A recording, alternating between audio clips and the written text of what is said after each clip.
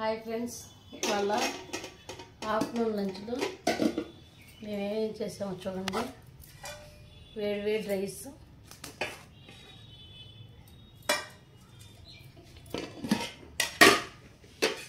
గోంగూర, పచ్చిపప్పు వేసి చేసాను ఫ్రెండ్స్, పెరుగు,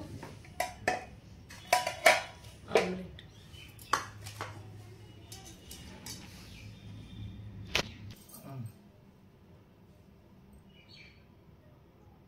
ఇవ్వండి ఫ్రెండ్స్, గోంగూరలో పచ్చిపప్పు వేసి చేశాను.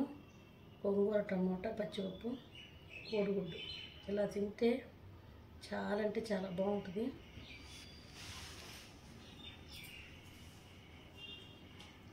సూపర్గా ఉంది.